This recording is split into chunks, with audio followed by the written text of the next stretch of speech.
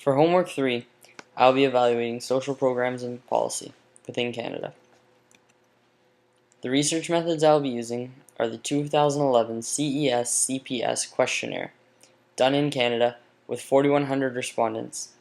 The methods I will be using are Cronbach's alpha, bivariate cross-tabulations, chi-square test Pearson value, and Kendall's tau b. The social programs and policy. The question I will be evaluating is based on people's interest in public and social programs, as well as policy that affects the collective population. The focus for my dependent variable is healthcare, welfare, education, the environment, crime and justice, defense and international affairs, and immigration and minority rights.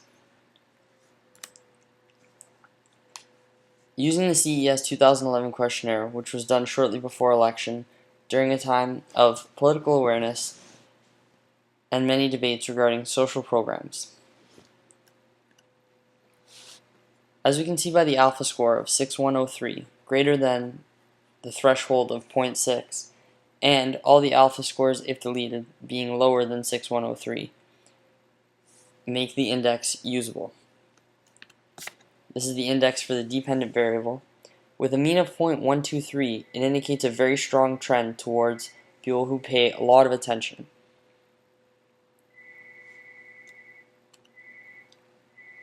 My first independent variable is education. According to Rebecca and William Walberton, a decrease in education leads to an increase in the use of welfare and other social programs. However, their lack of education also means they are less likely to be aware of the inner workings of these social programs.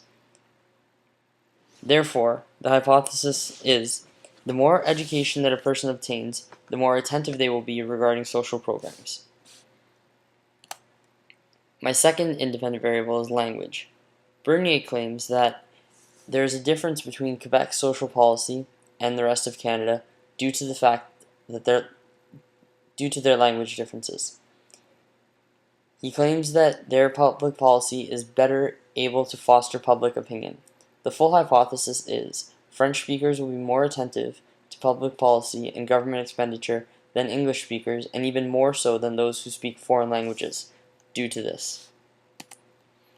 Finally, Myron makes the claim that the larger the household, the more dependent they will be on public policy in order to maintain their housing and their budget for their housing.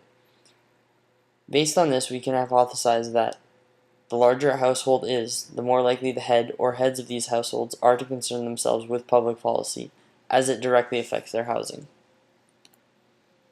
Our first cross-tabulation with education has a chi-square Pearson value of 0, meaning that there is no way the relationship can be due to a sampling error, and the tau b indicates that there is a clear correlation between an increase in education and a participant's attentiveness to social programs.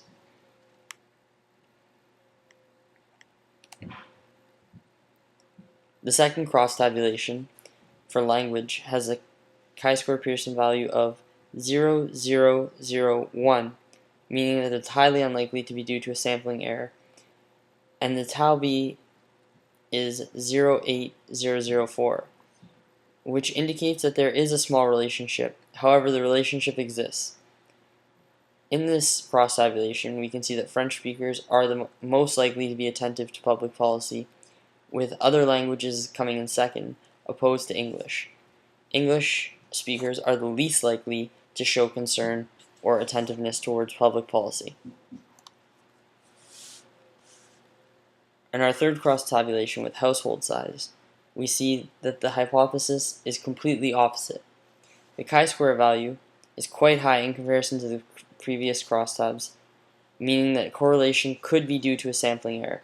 However, the tau b implies that the smaller the household, the more likely a person is to be attentive to social programs, disproving the theory altogether. The summary is, the pattern we observed are quite clear in many cases. There are many people who are already involved in public and social policy. The factor of education obtained by a person has a very slight progression towards a person paying more attention than those who do not have an education. The language factor also had a very slight progression, however, disproved the theory that English speakers would be the second most involved and are now the least involved. Household actually had a negative impact on the attention paid to social policies. As the household increased, the less likely a person was to pay attention to social policy.